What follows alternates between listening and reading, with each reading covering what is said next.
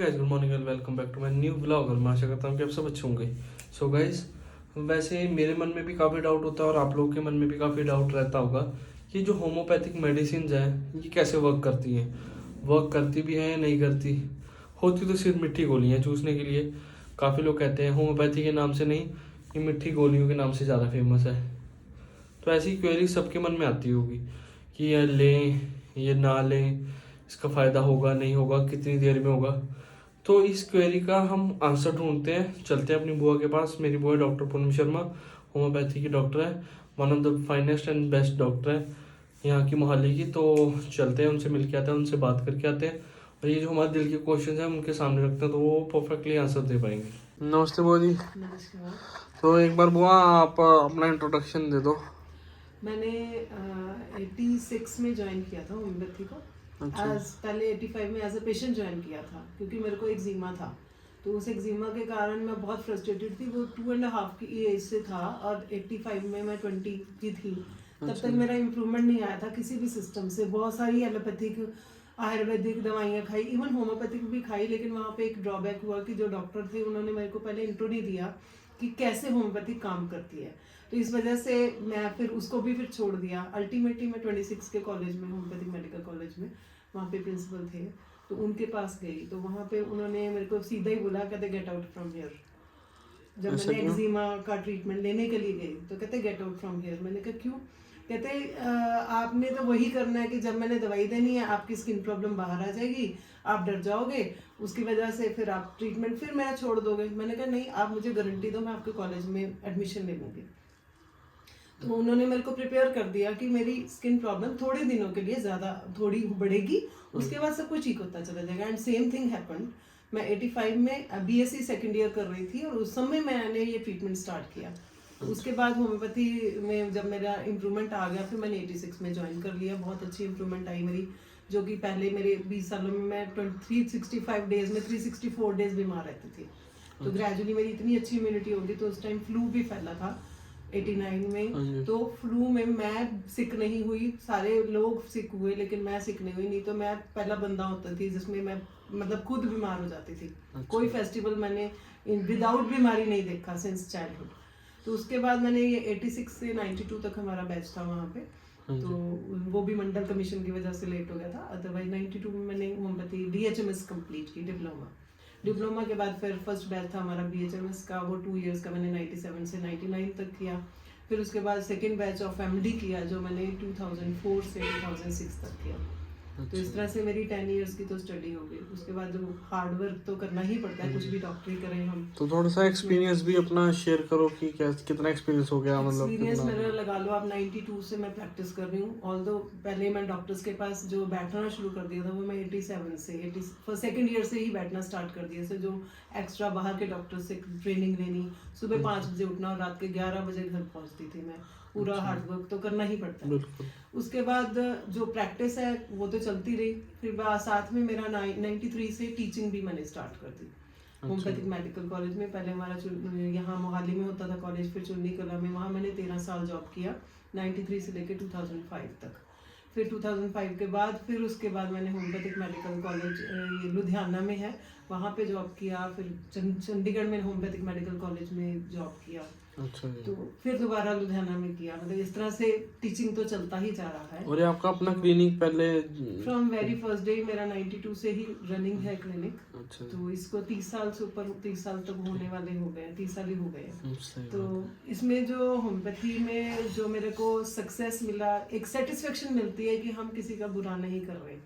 क्योंकि ऐसा नहीं है कि एलोपैथिक डॉक्टर बुरा करते हैं, ऐसा भी नहीं है। लेकिन थिंग इज एक मेंटल सेटिस्फेक्शन मिलती है कि पेशेंट मेंटली प्रिपेयर भी होता है कि मैंने परमानेंटली ठीक होऊंगा और रिलैप्स नहीं होता डिजीजेस का। इस तरह से मैंने उसको आगे पुल ऑन किया है और अब भी कर रही हूँ। थोड़े से कुछ क्वेश्चंस हैं जो मैं लेके आया हूँ अपने, और काफ़ी लोगों के दिल के क्वेश्चंस होंगे जो मैं आपके लिए लेके आया हूँ। तो क्वेश्चंस मैं आपको सारे एक बार समराइज करके बता देता हूँ कि लोग ऐसे कहते हैं कि एक तो होम्योपैथी वर्क करती है नहीं भी करती। लोग इसको अदर नेम जैसे मिट्टी गोलियों के नाम से जानते हैं लोग ज़्यादा, और करती भी है तो 2-2 3-3 महीने लेती है काम करने में। जिससे फॉर एग्जांपल अगर हम एलोपैथी में जाएं, अगर सिर दर्द हो रहा है तो डिस्प्रिन खाएंगे, एकदम सर दर्द 5 मिनट में ठीक हो जाएगा। तो ऐसा होम्योपैथी में होता है या नहीं होता? होम्योपैथी में क्या हर इलाज को 2-2 3-3 महीने लगते हैं? ऐसा मिथ बनी गई है। देखो, सबसे पहली तो बात मैं एक बात बताना चाहूँगी कि हमारी मेडिसिन जो हैं, एक एलोपैथिक डॉक्टर ने ही इस सिस्टम को, ये होम्योपैथिक सिस्टम को आगे कंसीव किया, क्योंकि अच्छा। वो खुद ही एलोपैथिक डॉक्टर थे। उनको क्या था कि एक मेडिसिन खाई, पेशेंट को दिया गया, हाँ जी। उसके साइड इफेक्ट आ जाते हैं। मतलब कि अगर आपने सिर दर्द की दवाई ली तो आपको गैस्ट्राइटिस हो सकता है। It is not with every, अगर रेगुलर या एक्सेस में लिया एलोपैथी में, जाए, हाँ जी, ठीक बिल्कुल। है ना। तो excess of everything is bad. Even homeopathy के भी साइड इफेक्ट्स, बैड इफेक्ट्स हो सकते हैं, साइड नहीं, बैड इफेक्ट्स हो सकते हैं हाँ कि जी। अगर कोई भी चीज़ हम ज़्यादा लें। लेकिन उसमें एलोपैथिक सिस्टम में कुछ हद तक ऐसा है कि कुछ दवाइयों के लेने के बाद उसके कुछ साइड इफेक्ट्स होते थे। तो he was not satisfied with that, that's why he left practising. तो उसके बाद ये होम्योपैथी इस तरह से उन्होंने जब प्रैक्टिस किया, उन्होंने देखा कि एक दवाई के अंदर सिम्टम्स को प्रोड्यूस करने की पावर होती है, तो वही दवाई के अंदर क्योर पावर भी होती है। दोनों system, primary and secondary actions होते हैं। जैसे हम कॉफी पी लेते हैं तो कॉफी पीने के बाद हमारी पहले धड़कन बढ़ जाती है, उसके बाद अगर ज्यादा कॉफी पीने शुरू हो जाए तो हमें ब्रेडिकार्डिया हो जाता है, मतलब लो हार्ट बीट्स भी हो सकती हैं। अच्छा। तो इस तरह से होम्योपैथी का कंसीव हुआ। तो उसके बाद जो आपका जो क्वेश्चन है, ये क्वेश्चन है कि होम्योपैथी वर्क करती है या नहीं करती। होम्योपैथिक नर्वस सिस्टम के थ्रू काम करती है। जो मैंने 30 सालों की प्रैक्टिस में देखा है या किया है ऑन द पेशेंट्स, हमारी मेडिसिन जैसे ही टंग पे रखते हैं, जैसे ही आपको स्वीटनेस का फीलिंग आता है कि ये मीठी है, उसी टाइम इसका एक्शन शुरू हो जाता है। अच्छा जी। जो मैं एक लाइव एग्जांपल बता सकती हूँ कि मेरा एक पेशेंट जो फोर्टिस में नर्स थी, उसका हस्बैंड आया। उसके हस्बैंड ने कहा कि मेरी वाइफ तो होम्योपैथी में विश्वास नहीं करती है, तो आप वैसे दवाई दे दो उसको, 10 दिनों से बुखार है, पेट में दर्द है। तो अब देखने में तो आपको अजीब लगेगा, लेकिन मेरे को तो प्रैक्टिकली एक्सपीरियंस हुआ। उस पेशेंट को मैंने नहीं देखा, मैंने दवाई दे दी। नेक्स्ट डे वो पेशेंट खुद आ गई। खुद आई तो कहती मेरा पेट दर्द नहीं ठीक, बाकी सारा कुछ ठीक हो गया, जो पिछले 10 दिनों से ठीक नहीं था। अच्छा। तो अब हम होम्योपैथिक जो है वो माइंड के साथ बहुत ज़्यादा रिलेट करते हैं हम लोग, बिकॉज हम ये चीज़ मानते हैं कि जब माइंड हमारा अपसेट होता है तो हमारे हार्मोन्स रिलीज होते हैं जो हमें नहीं चाहिए। तो वो हार्मोन्स हमारी बॉडी को डिस्टर्ब करते हैं, जिससे हमारे फिजिकल सिम्टम्स आते हैं। तो मैंने उससे यही क्वेश्चन पूछा, मैंने कहा आप ये बताओ आपको कोई स्ट्रेस था? क्योंकि जो मेडिसिन मैंने दी उससे 100% रिलीफ नहीं आ रहा। फिजिकल सिम्टम्स हट गए, लेकिन अभी एक फिजिकल सिम्टम उसका इतना ज्यादा था कि उसको मैंने कहा कि आपके पेट में दर्द है, तो मैं एग्जामिन कर लेती हूँ। शी सेड कि मैं पेट को हाथ भी नहीं लगवा सकती, इतनी टेंडरनेस है। तो मैंने कहा ठीक है, आप मेरे को ये बताओ कोई स्ट्रेस तो नहीं आया? तो कहते नहीं मेरे को तो नहीं आया। उसका हस्बैंड कहता पिछले तो 10 दिनों से शोर मचा रही है कि मेरे को तो कोई पूछता नहीं है। तो हम होम्योपैथी में इन चीज़ों को कंसिडर करते हैं कि उसको बहुत डिसअपॉइंटमेंट था कि मैंने सबका किया, उसका नहीं। उसको मैंने सिंगल डोज दिया, उसके 3 मिनट के बाद वो खुद अपने पेट पे हाथ लगा रही थी और 5 मिनट में उसका दर्द ठीक हो गया। तो अब आपका क्वेश्चन है कि होम्योपैथी काम नहीं करती है, तो वो एलोपैथी पिछले 10 दिनों से खा रही थी, उसको आराम नहीं आया। यहाँ 5 मिनट में मेरे क्लिनिक में बैठे बैठे उसका पेट का दर्द ठीक हो गया, जो कि इतना टेंडरनेस था वो हाथ नहीं लगाना चाहती थी। She herself was a medical professional. बिल्कुल। ठीक है, तो होम्योपैथी फास्ट काम करती है। स्लो काम का जो वर्ड लिखा गया है, होम्योपैथी स्लो काम करती है, स्लो नहीं काम करती। ये रिमूव करती है टेंडेंसीज को। अच्छा। एक्यूट कंडीशन में विद इन, जैसे डिस्प्रिन काम करती है वैसे होम्योपैथी काम करती है। 10 मिनट में बीपी डाउन करती है ये। अच्छा। ऐसा नहीं है कि ये एक्यूट कंडीशंस में काम नहीं करती, एक्यूट कंडीशन में भी काम करती।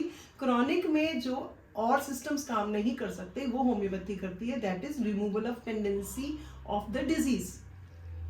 जैसे किसी बंदे को बार बार हेडेक आ रहा है, ठीक है, पेन किलर खा लिया, लेकिन वो बार बार हेडेक आने का तो रिमूव करना है ना हमने। तो उसको ठीक करने के लिए होम्योपैथी जब खानी पड़ती है तो इम्यूनिटी बनानी पड़ती है हमें।